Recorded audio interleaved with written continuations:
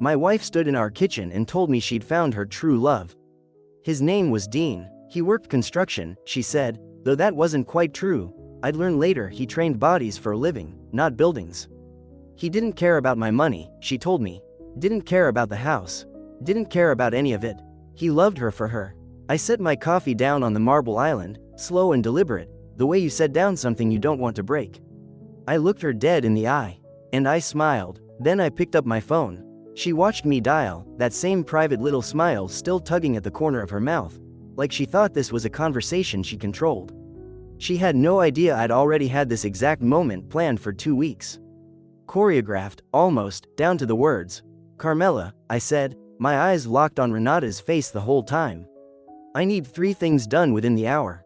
I watched her smile falter. First, cancel every credit card linked to the household account. All of them, effective immediately. Her mouth opened. Second, pull the file on her mother's supplemental health coverage. The one I've been paying for out of pocket. Terminate it. Holloway. Third, call Briggs Security. Have someone rekey every lock on the house today. Understood, Mr. Pierce, Carmela said, flat and unbothered, because 11 years working for me had taught her that when I use that particular tone, the instruction doesn't get discussed. It gets executed. I hung up. Renata was staring at me like I'd grown a second head. She thought I was bluffing. Rich men don't move that fast, that clean, that quiet, that's what her face said. She had no idea what was coming. My name is Holloway Pierce. I'm 49 years old, and until that Tuesday afternoon in March, I would have told you the best deal I ever closed was my marriage. I own a commercial real estate portfolio scattered across Houston, north of $80 million, if you're counting. And I always am. Office towers downtown that catch the morning light before anything else in the skyline does. Warehouse space out by the port, humming with freight nobody thinks about until it stops moving. A half-dozen strip centers in the suburbs that print quiet money while everyone else is staring at glass towers pretending that's where the real wealth lives. I built it from a single leased construction trailer and a $40,000 loan from my father in 1999. 25 years of 14-hour days. Of learning contracts by feel. Of watching men twice my age underestimate a kid with dirt on his boots and a number in his head they hadn't thought of yet. And in 25 years of building something out of nothing, I learned exactly one lesson, over and over, in every form it comes in. People only show you who they really are when they think you can't see them. My wife showed me exactly who she was on a Tuesday afternoon in March, standing in the kitchen of a house I built for her with my own 2 hands. Holding a phone she thought I didn't know existed. But before I tell you what happened next, before I tell you about Garrett Sloan, or the 47 pages, or the recording still running in my pocket while she said the words out loud, I need you to understand something first. I need you to understand exactly what I built, and exactly what she thought she was about to take from me. Because she had no idea what was coming. Renata Okafor walked into my life 16 years ago at a charity gala for Houston Children's Hospital. I was 33, worth 8 figures on paper and still rough around the edges, suits that fit a little wrong, hands that talked too much. She was 27, working the event as a fundraising coordinator, and she laughed at something I said about silent auctions being a polite form of legalized gambling. That was it, 25 years of being too busy building something to notice anyone, undone by one laugh from a stranger in a black dress. We married at the Hotel Galvez in Galveston. 220 guests, her family flown in from Lagos, my father's toast making half the room laugh and the other half cry.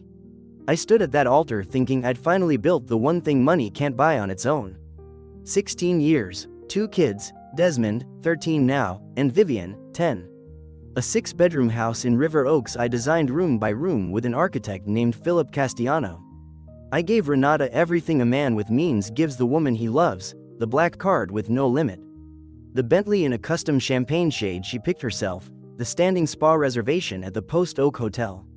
For 15 years, I thought she loved me back the same way I loved her. Looking back now, I can see exactly where the cracks started. I just didn't want to look at them then. About 2 years ago, Renata started going to a new gym, a boutique CrossFit place off Westheimer. 4-5 times a week. She started talking about her trainer, a guy named Dean Whitfield, with an energy in her voice I hadn't heard directed at me in a long time. Dean's incredible. Dean really pushes me. Dean says I have more potential than I realize.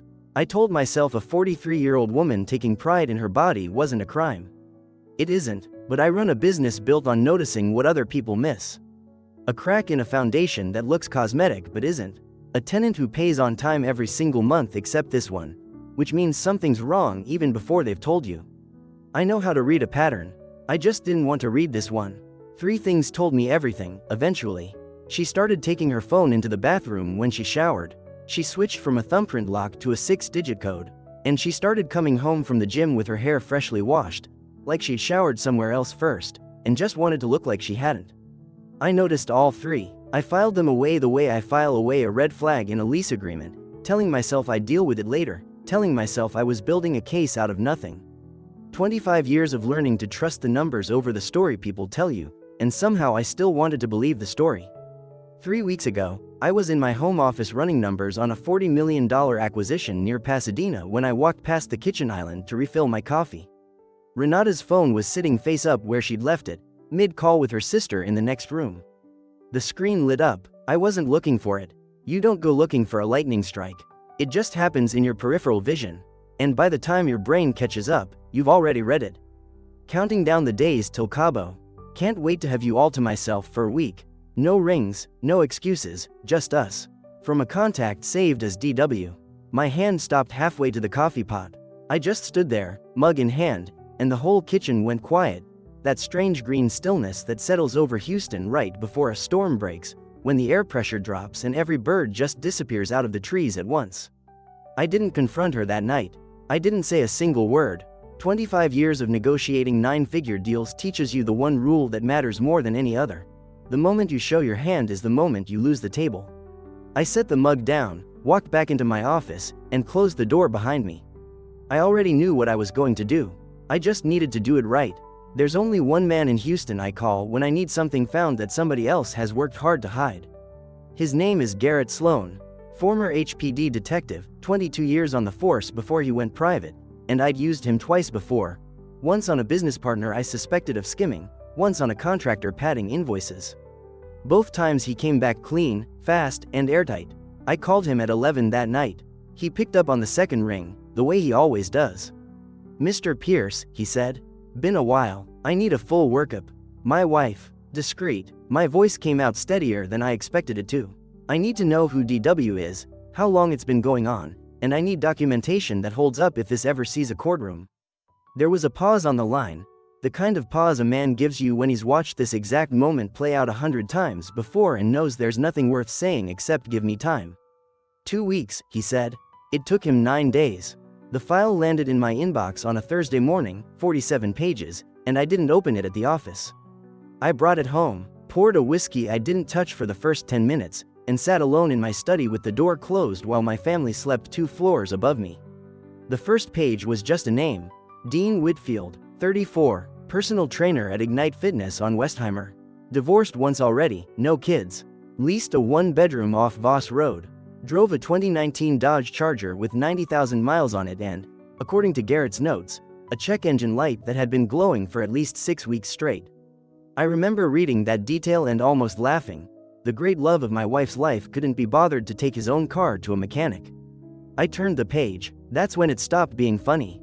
Photographs. A hotel off the Sam Houston Tollway, the kind of place that rents rooms in blocks of hours and doesn't ask for a last name. Time-stamped. Her car in the lot.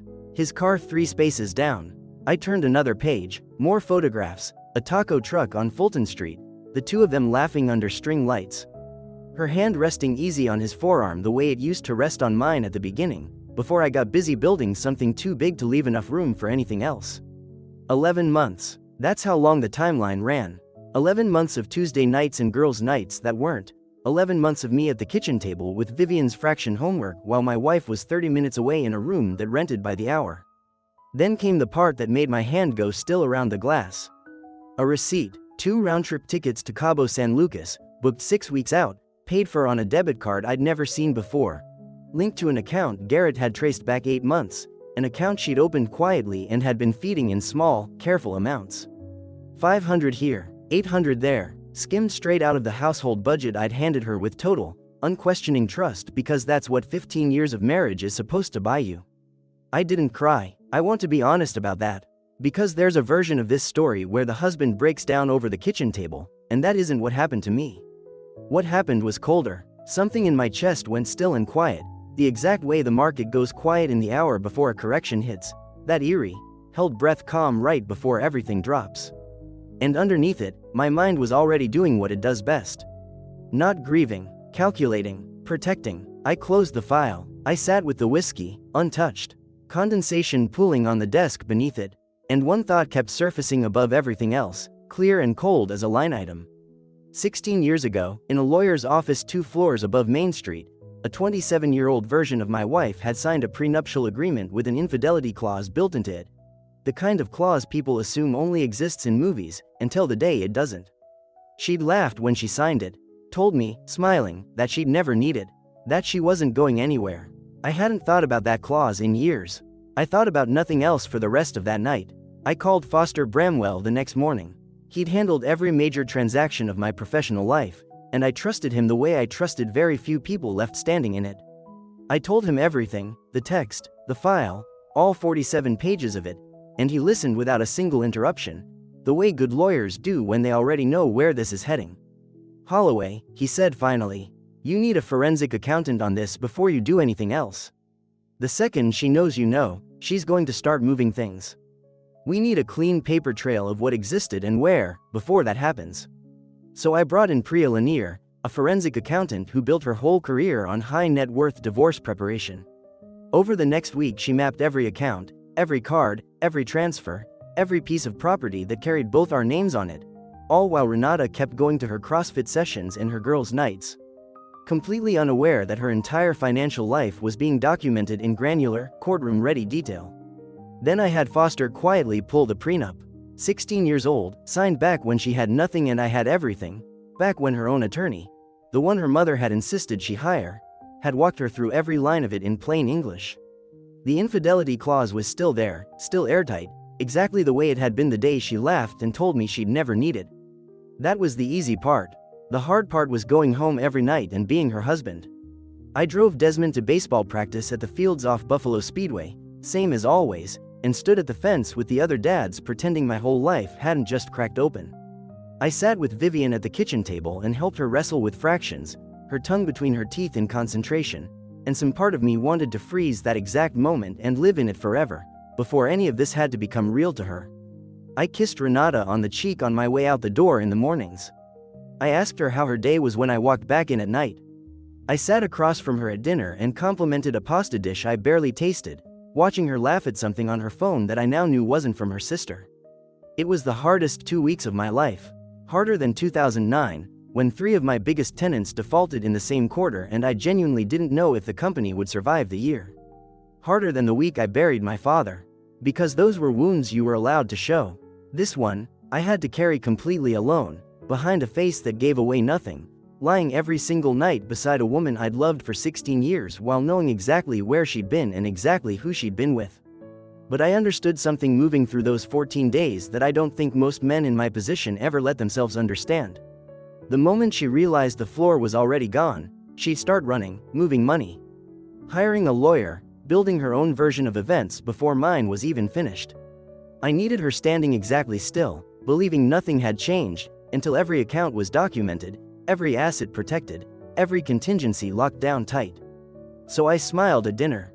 I read bedtime stories. I lived a lie of my own for 2 weeks straight, and I told myself it wasn't really a lie, it was the last diligence period before the deal closed. By the second Friday, Priya's report was finished. Foster had the separation paperwork drafted and sitting ready in a folder on his desk. The prenup was pulled, reviewed, confirmed ironclad. Everything I needed was in place. I just needed her to say it out loud first. Then came the Tuesday in March. I'd come home early from a closing downtown, a 12-story office building near the Galleria, 4 months of negotiation finally signed and sealed. I should have felt something like triumph walking through my own front door. Instead, I felt the strange calm of a man walking towards something he's already rehearsed 100 times in his head. I found her at the kitchen island, scrolling her phone, a small private smile on her face. The kind you wear when you think no one's watching. She didn't hear me come in. I stood in the doorway a second, just looking at her. 16 years of my life, smiling at a text from a man whose check engine light had been on for 6 weeks. "Good day?" I asked. She jumped. The phone flipped face down a beat too fast. "Holloway, you're home early." Closed the Galleria deal. I poured a glass of water. Easy, unhurried, like it was any other Tuesday in our life. 12 stories. Should be a good quarter. That's wonderful, baby. The word baby landed on me like an open palm, because I knew exactly whose name she'd probably whispered with that same softness sometime in the last 11 months.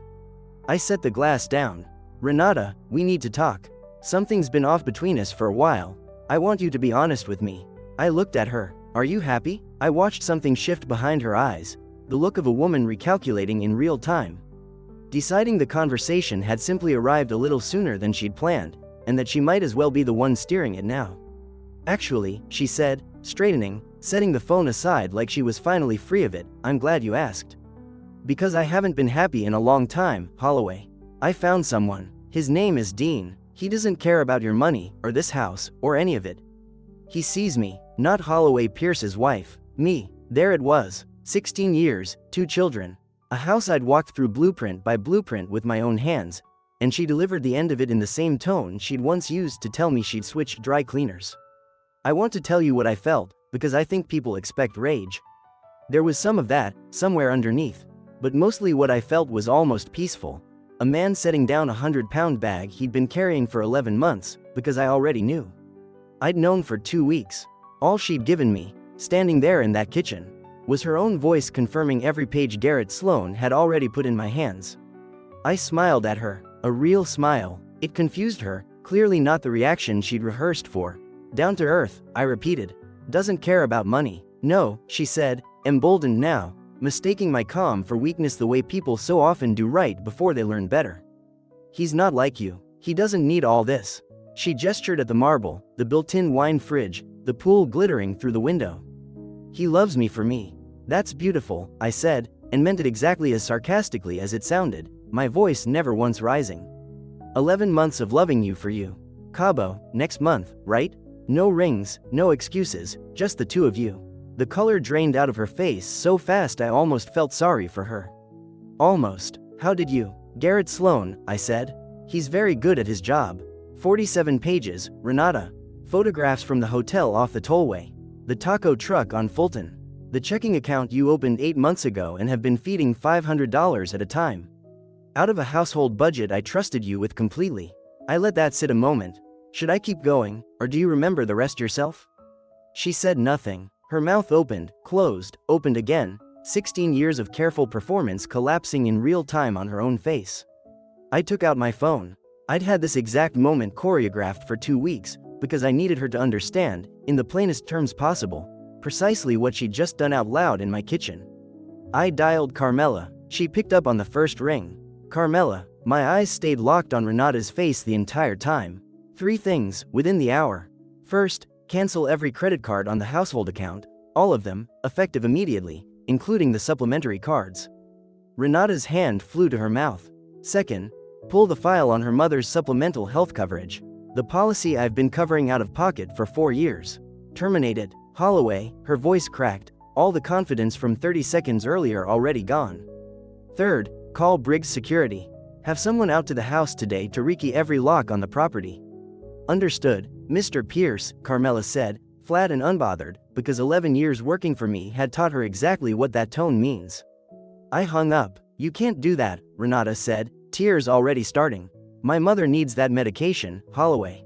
She has diabetes, a heart condition. You know that. I do know that, I said. I've known it for 4 years, which is how long I've been quietly paying for it myself. Because your family's insurance never covered it. You asked, and I said yes, because that's what you do for family. I paused, but you just told me Dean doesn't care about money. I'm sure he'll be thrilled to pick it up from here. You're being cruel. I'm being honest, I said. For the first time in 2 weeks, actually, I'm being completely honest with you. You've lied to me for 11 months. I found out 2 weeks ago. I spent that time making sure every account, every asset, every piece of paper in this marriage was protected, before I said a single word to you about any of it. You just confirmed everything I already knew, out loud, in my own kitchen. Which I appreciate, honestly. Means I don't even need to play the recording for Foster. What recording? I held up the phone.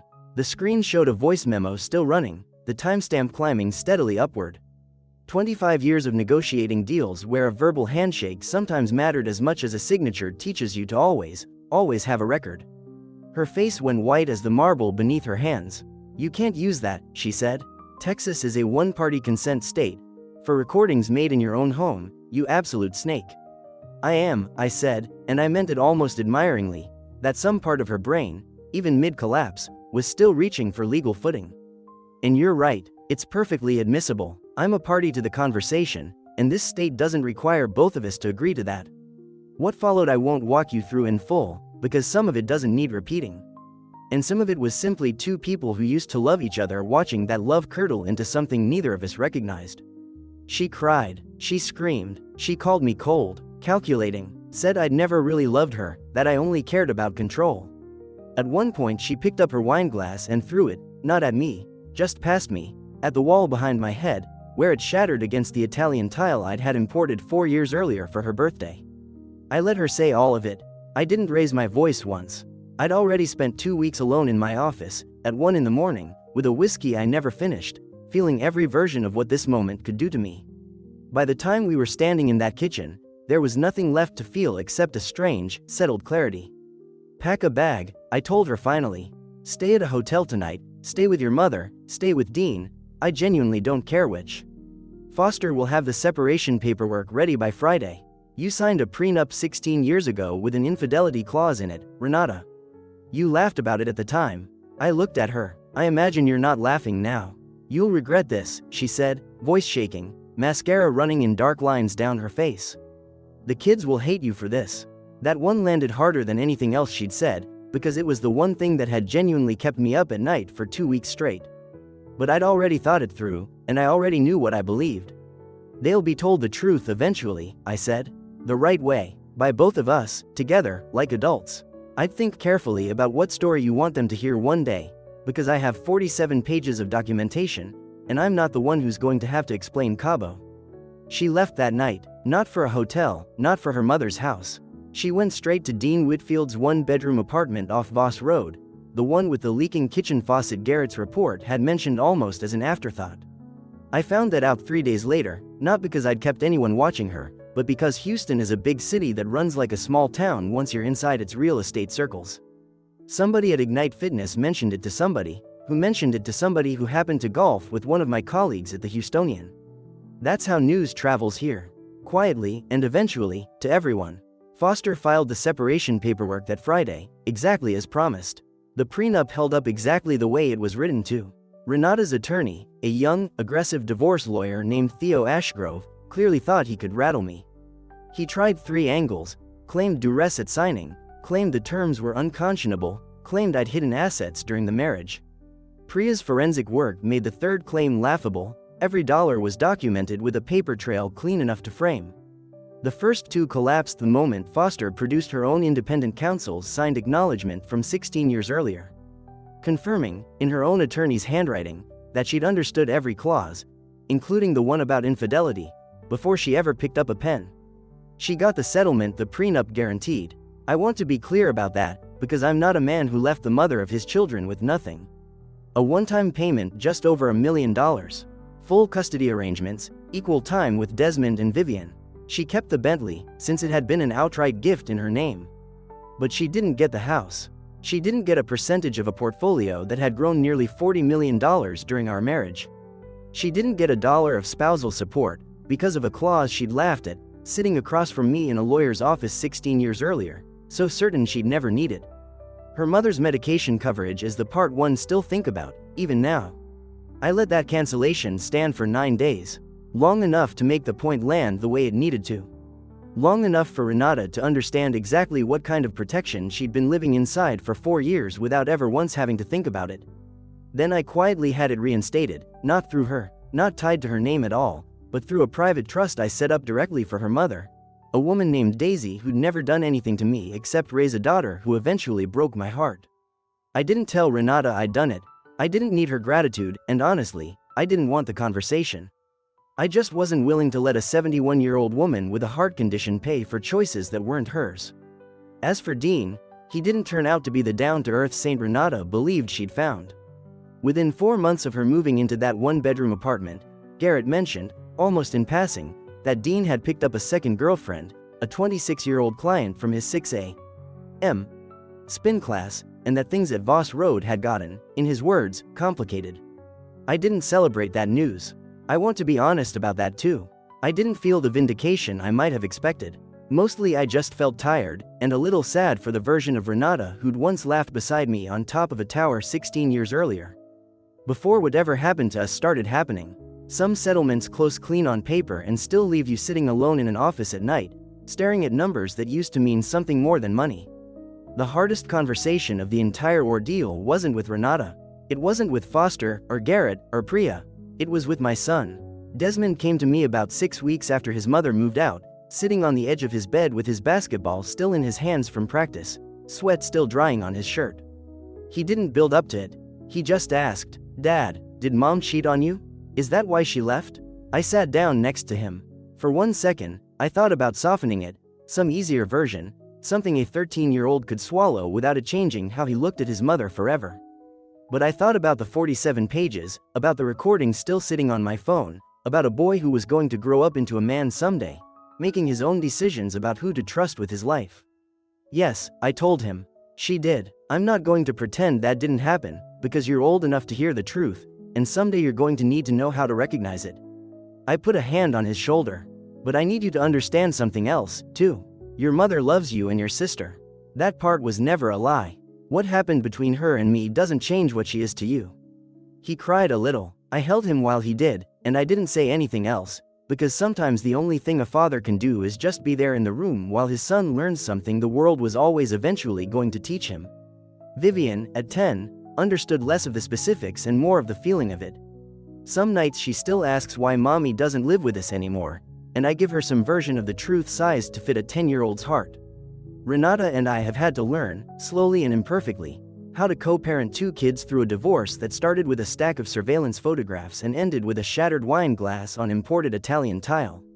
It's been 8 months now since that Tuesday in March. The house in River Oaks is quieter than it used to be, which surprised me, because I expected quiet to feel like absence. Instead, it just feels honest. Desmond made the All-Star baseball team this spring, and I was at every single game, the way I always have been, actually, though it wasn't always the way I got credit for it.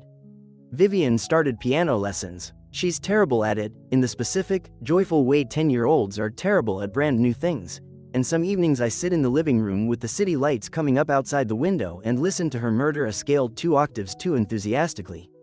And I think it might be one of the best sounds in this entire enormous, quiet house. Renata and I are civil now.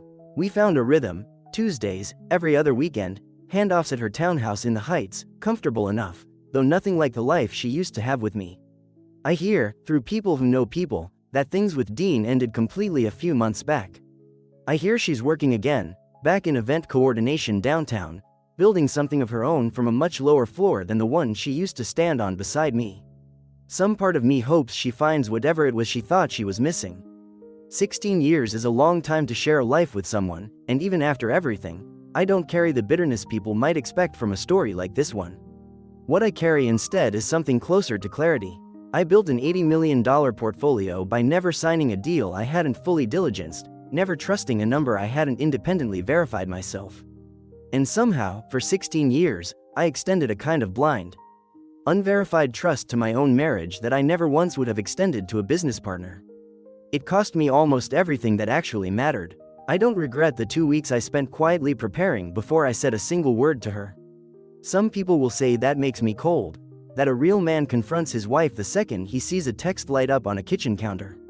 Maybe, but I think there's a different kind of strength and patience in protecting what you've built before you let your anger make your decisions for you. Some nights, after the kids are asleep, I still sit in my office and look out at the skyline, the buildings I helped fill with tenants, the deals that built the life my children are growing up inside of. I think about that Tuesday sometimes. Her face going white, the sound of that glass shattering against the tile. I don't think about it with anger anymore. I learned, in the most expensive way a man can learn anything, that love without verification is just hope wearing a nice suit.